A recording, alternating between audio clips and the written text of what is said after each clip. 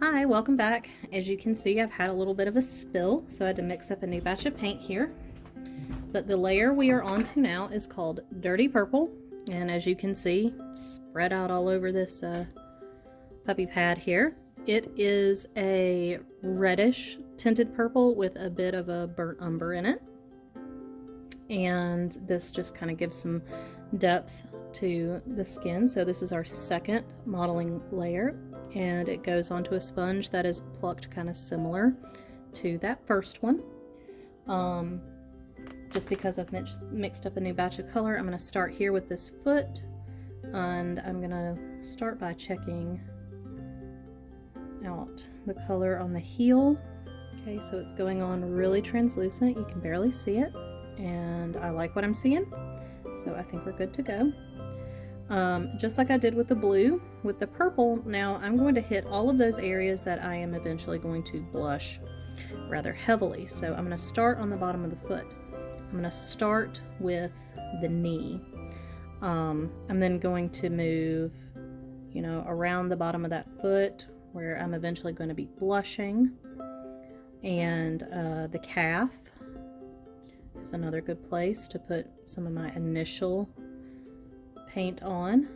Ankle bones. Take it up the back of the heel.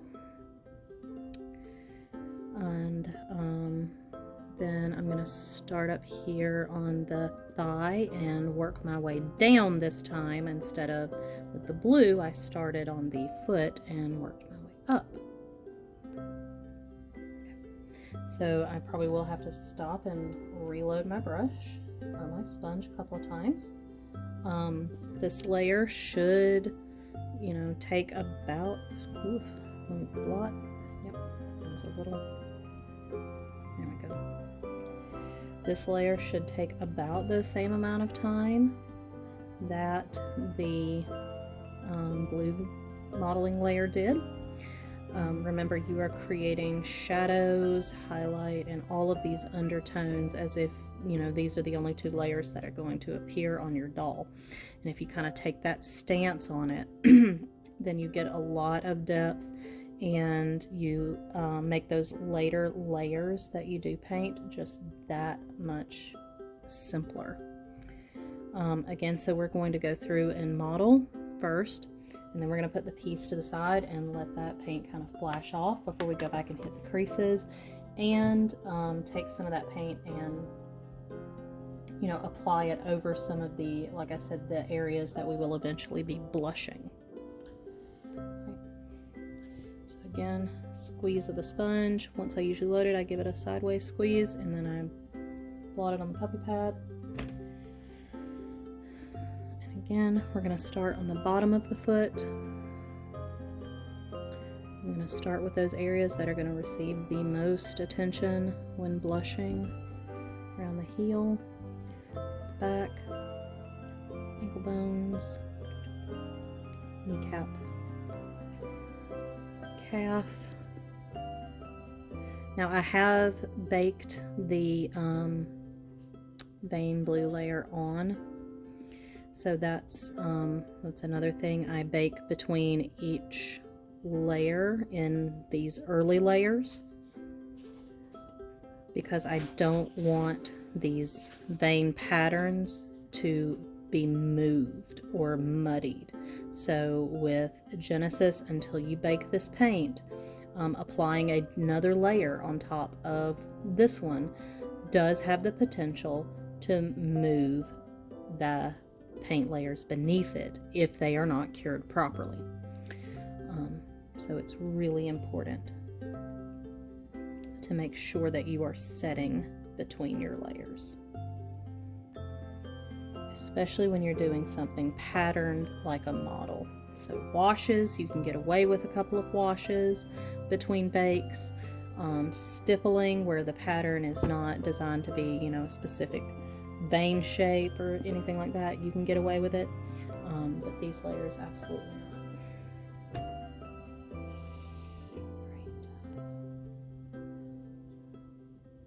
Just reloading the sponge here. I should probably add some background music to these videos, and you know, if I keep doing these for multiple different dolls, I will definitely consider that. My tech skills are not all that. So I'm coming into the 21st century here. Right. So I'm starting with the palm of the hand. I'm going to come over and do the ends of the fingers for the arm. Hit the elbow. Hit the top of the wrist, top of the arm, and the shoulder. So I want to save my thinnest, weakest, most, you know, used part of my modeling sponge for the underside of the arm, because that area is naturally pale. It is blue, and I do just kind of like to behave as if, again, the blue and the purple are the only two colors that I'll get to put on this doll. I want it to look as lifelike as it possibly can at each stage of the painting, and that just that makes an easier job for me when I do get to those detail layers, because some of the story is already written. Just making sure I got all around there. So it's evening now. We had a really hot day today. Our heat index was, I think I saw somewhere, it was over 100-degree heat index. My cousin, who lives not too far from us, closer into Atlanta, she said on her temperature gun, she measured 150 degrees outside today coming off the asphalt. So it is hot as the devil's screen door down here in Georgia. We are roasting.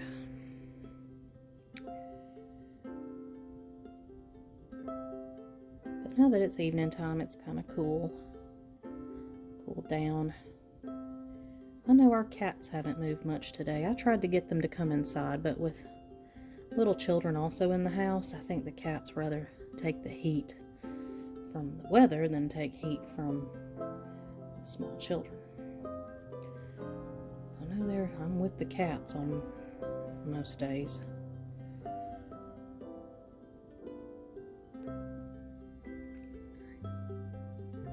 So again, saving the underside of the arm and the wrist area for last.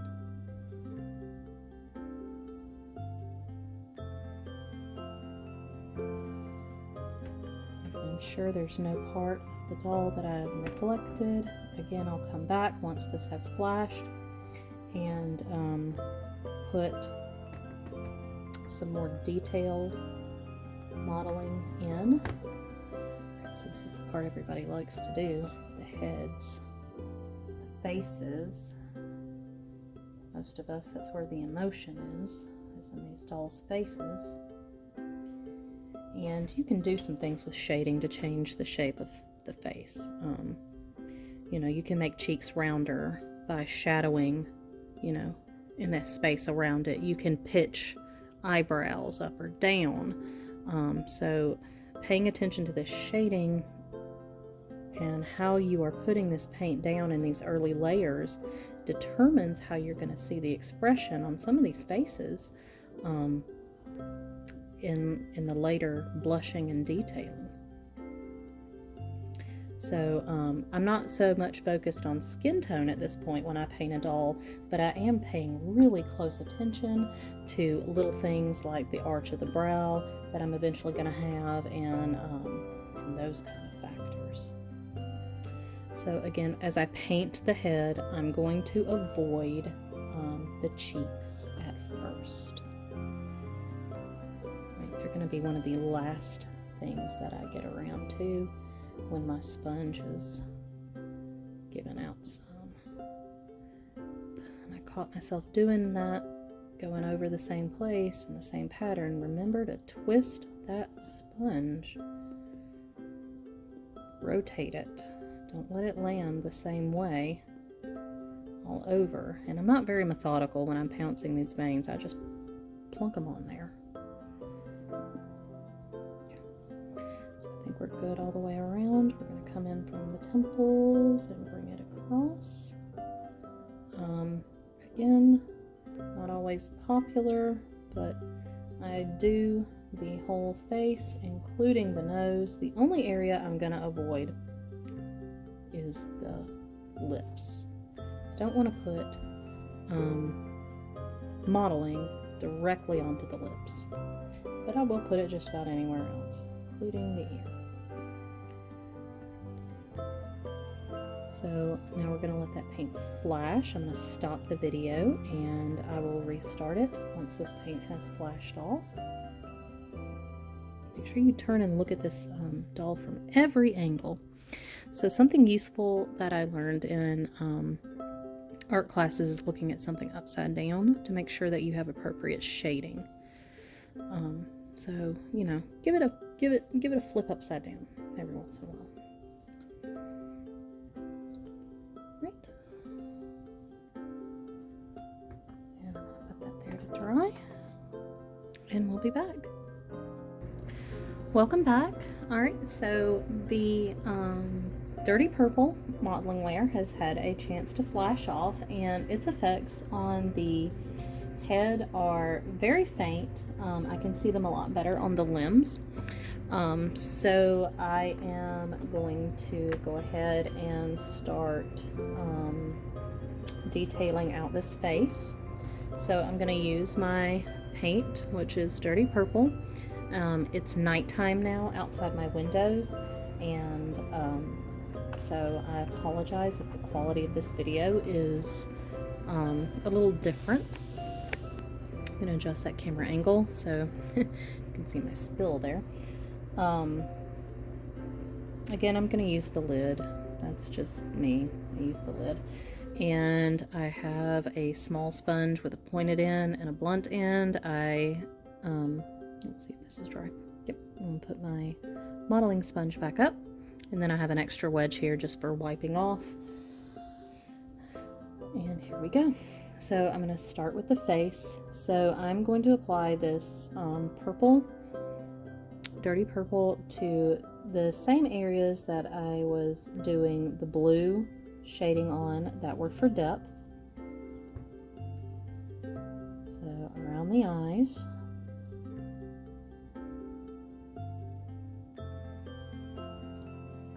I'm going to go to, you know, a little bit greater coverage of the eyelids with the purple than I did with the blue.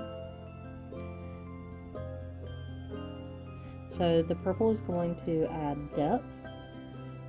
I also use it to mark where I know blushing is going to be in the future. So make sure you get the corners of the eyes. That's a weak spot for me. I noticed at one point that I was kind of missing that. So one place that I am going to leave purely blue is this bridge of the nose. I'm not going to put any paint there, but I am going to bring that purple down beside the nose and under it. So almost like contouring, if any of you are makeup people. I am not. I'll be honest, I owned 2 pieces of makeup, an eyeliner, and a mascara, and my kid got my eyeliner and rolled it all the way up, so now I own 1 makeup. Not 2 makeups, 1 makeup. So I'm only guessing when I'm saying contouring, but I do believe that's what that practice is called.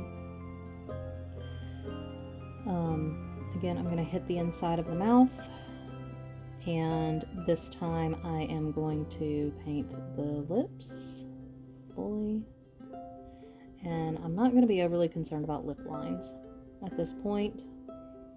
I'm just going to get it on there and dab it under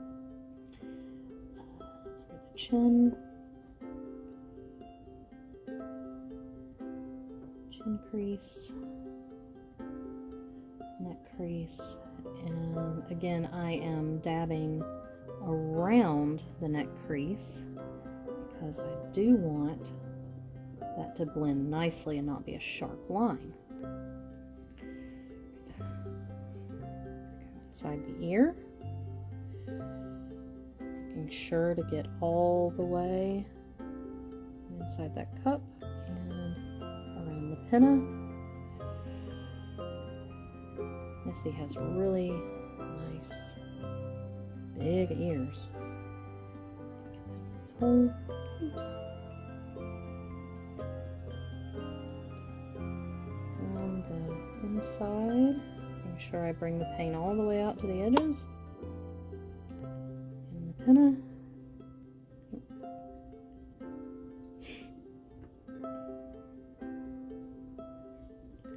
Behind the ears. Back neck crease. And that's my creases. So now I'm also going to take a bit of this paint and outline where I'm going to blush. So Missie's going to be white blonde, and I do want her to have, you know, a pale skin tone without too much blushing going on. So I am going to trace the outline of these cheeks and put most of this purple coloring on the bottom of her cheeks. I'll use the fatter end of this to pounce that out. So again, I'm coming from the bridge of the nose, down and around, putting most of the color on the bottom of these cheeks here, avoiding the middle.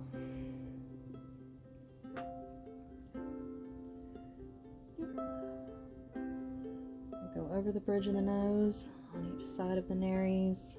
Again, just contour that nose. And you know, I can always come back and decide if I, you know, like this or not later. Get under the eyes again.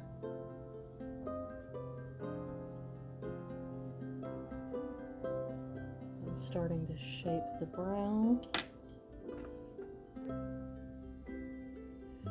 So what this is doing is it's popping this ridge up right here.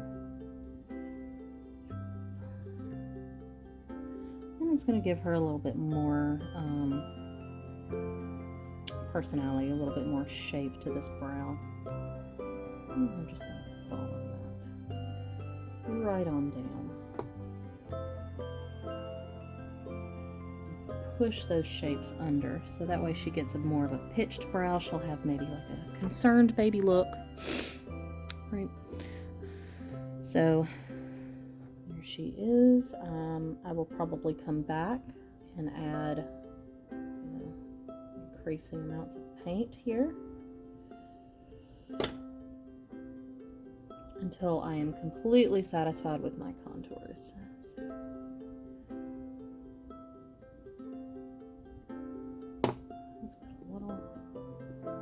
warmth right there between the brows. Chin again. Cheeks. So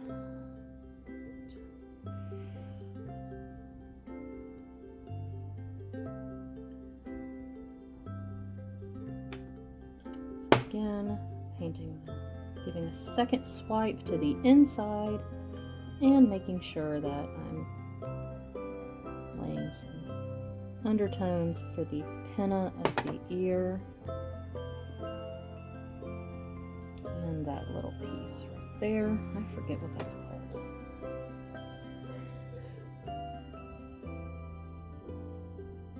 Having a biology degree, I got a lot of anatomy terms under my belt. That one I don't.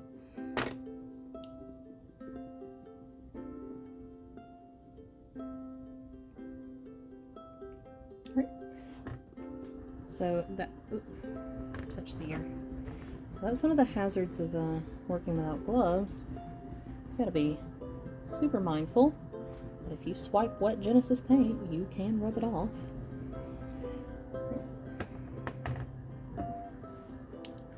So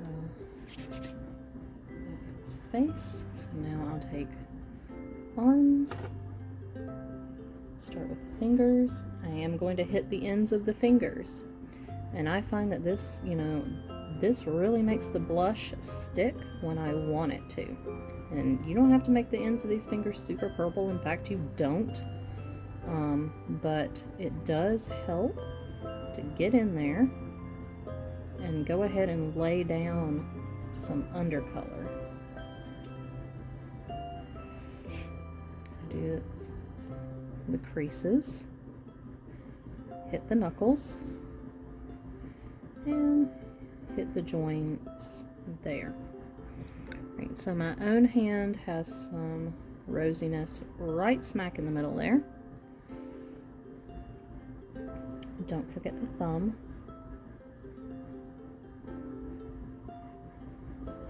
And again, I'm just going to take my brush through and hit all the creases. Knuckles.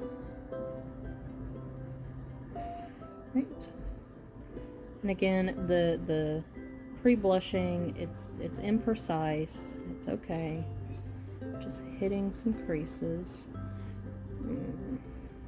Side of my hand is pretty pale, but I'm gonna put some purple above on either side of any blue shading, or in the middle of blue shading, because they contrast each other just slightly. That. Through again. We're doing gradual creasing, so it's not such a sharp increase. Add a little extra bump to the elbow. And examining my arm here. Just kind of checking it and looking for some random hot spots to add, just to give some depth, just for some dimension.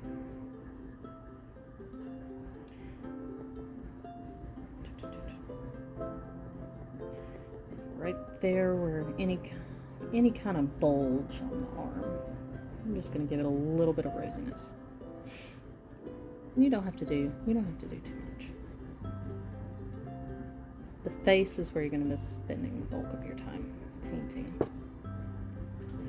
Right, so there's an arm. And let's get another one. So repeat, same thing on the hand. Okay. So tips of the fingers. Just swiping. Now, one thing I have noticed that is kind of important, you want to swipe from the center of the finger towards the tip. So a lot of people complain about fingertips when they're reborning, and that, oh, the paint won't stick to the tips of the fingers, the paint won't stick to the tips of the fingers. And if you take your sponge and you are, blotting the tips of the fingers, and you pop, pop, pop, pop out right on the end, of course you're going to push the paint backwards, especially with Genesis that is movable unless it is cured. So even if it's dry and you're adding layers and layers and layers, if you haven't baked it, it's gonna move, right? So you want to brush toward the fingertips, not away from the fingertips. And that was something I'd learned by trial and error. So that's some free experience. You can stand on my shoulders on that one. Brush towards the fingertips and away from them.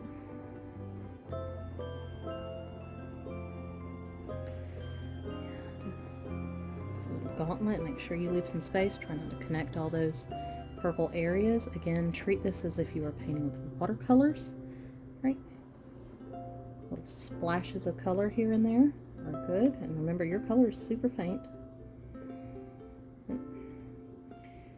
Unless you have good eyesight, it may not look like you're doing much at all. That's okay, you're doing it.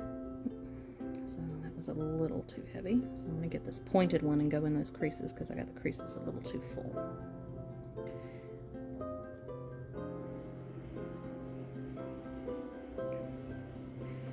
we go. That's better.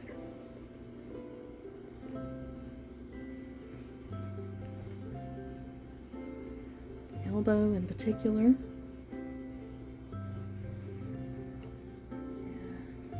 Wrist. Let's really important, even though you've applied paint. Before you bake any of this, you want to make sure you go over this doll and find places where the paint has pooled. Right, like in finger creases and stuff, you want to find places where the paint's pooled. You want to get that out of there before you bake. Scratching it out with a old rooting needle and risking damaging all the layers of the paint that are on the doll, it's not worth it. This sucks. Alright, so now we're on to the feet. So blushing, remember we're pre-blushing for the feet, so we're going to do the same thing as we did for the fingers. Right, we swipe up and make sure we gently apply the sponge, otherwise we're going to end up pushing our paint away from the ends of the toes. Right. Again, start up here and swipe forward. And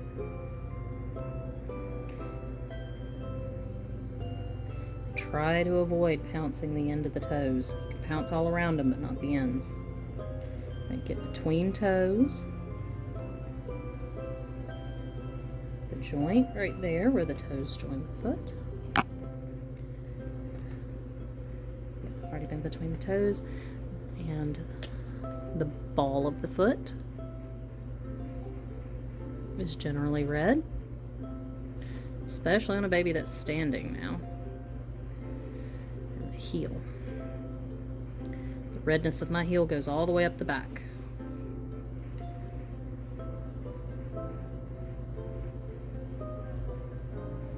Right. And you want a ruffly edge right there. You don't want that super smooth. So I'm just going to take my sponge, I'm going to pounce it in. I'm going to pounce all over that foot. I'm just not going to apply paint directly to the center. I've got some paint loaded on this sponge, so I'm going to go ahead and use that. Hit these ankles. No, no, no, no. Shh. Nope. Nope. I'm busy. Thank you.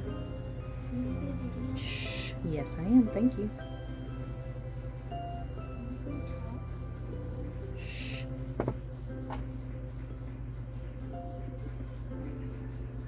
Can hit the creases and the top of the foot, only the very top. I'm not going to go on the sides. I'm still going to leave some space where there's no paint. Again, I'm going to go with blushy areas like the knee. Going to go around and avoid any places where I've already put blue because I want them to contrast a little bit. I hit the ankle creases, I hit this crease in the thigh, this one here, and I'm not going to mess around behind the knee because I do want that to stay pretty pale. But I am going to apply some paint to the calf. Oh, that's exactly where I didn't want you to run. That's exactly what I didn't want it to do. Shh. Thank you. Shh. Are you ready to go to bed? Okay, then you need to be quiet, please. See, you can reborn and have kids. It's doable.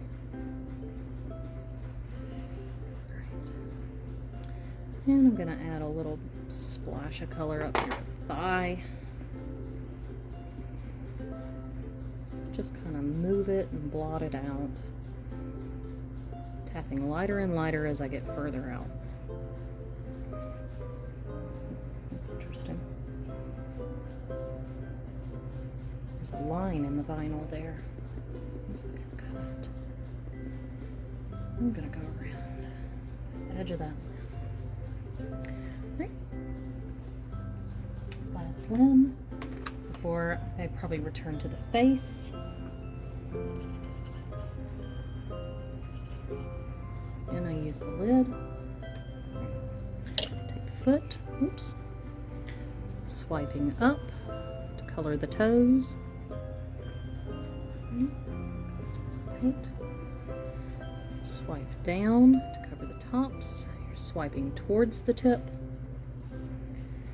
Take your sponge and blot gently, but don't blot the tip of the toe. Shh.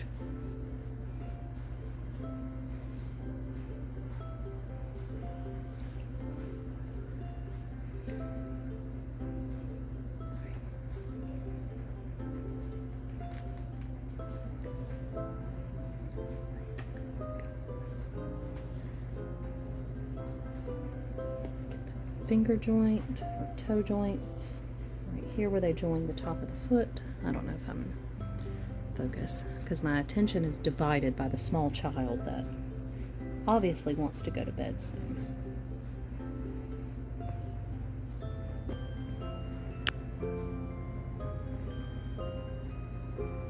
In fact, maybe she should go ahead and get in bed, and then I'll be there in a few minutes.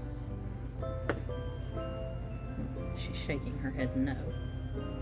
So that means she's going to stop touching things over there because I need my attention right here. And this is the real part of reborning. You do this in the evenings, you do this in your off time, in your spare time, and you're going to deal with kids. If you have them, you're going to deal with those distractions. Hit the ankles. And the ankle creases.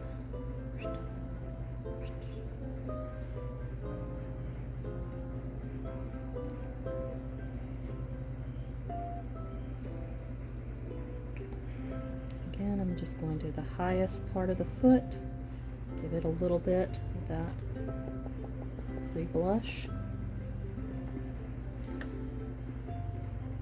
The knee, I'm going to choose the parts of the knee that poke out the most to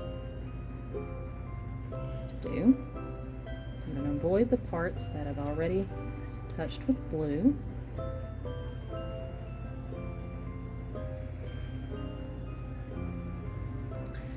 Hit those thigh creases. Drop this one. There we go.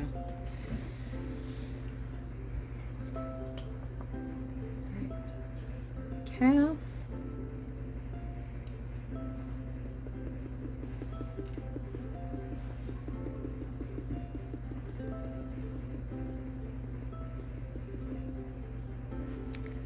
Do the inside of the knee here. This one's quite wrinkled.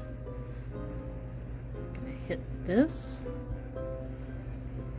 and apply some paint to the top of the thigh.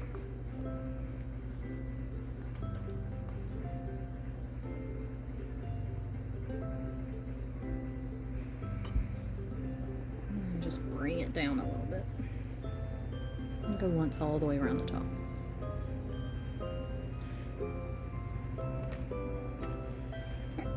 So again, I'm going to let this flash off. I will probably apply a little bit more paint to those really red areas. So tips of the fingers, ball of the hand, here, on the bottoms of the feet, and right now I'm going to go and rework the face a little bit.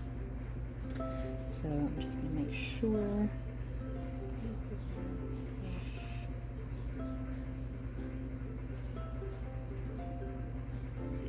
I like the pattern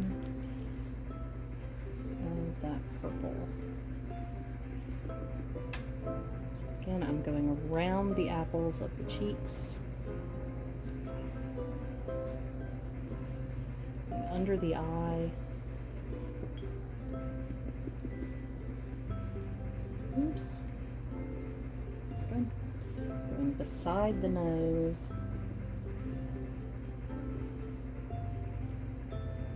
Under the nose.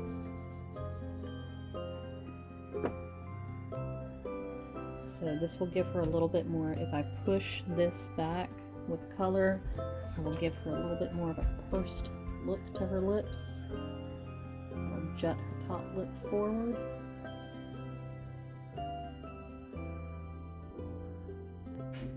And her bottom lip back. this as much as you want to. You decide when you have the doll looking the way that you want it to look. So,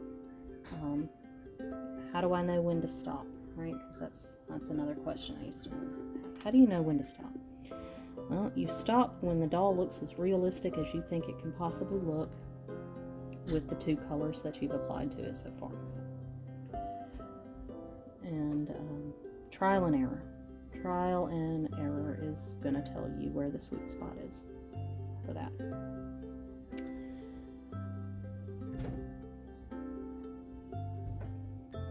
So everybody's going to like something a little bit different.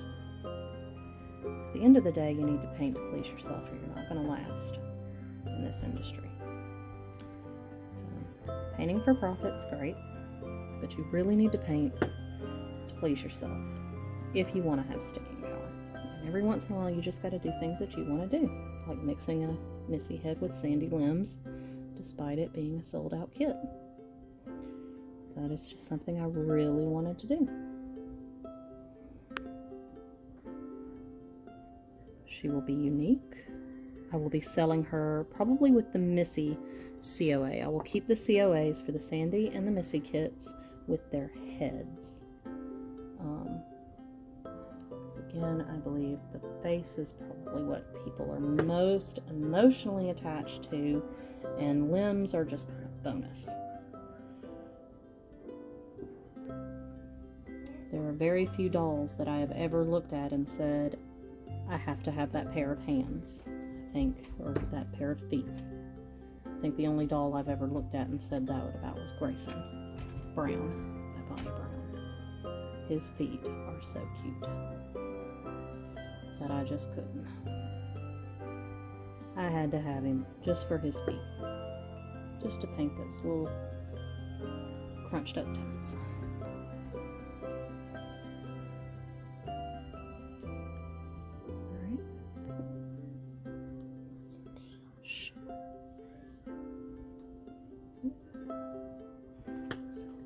Brown.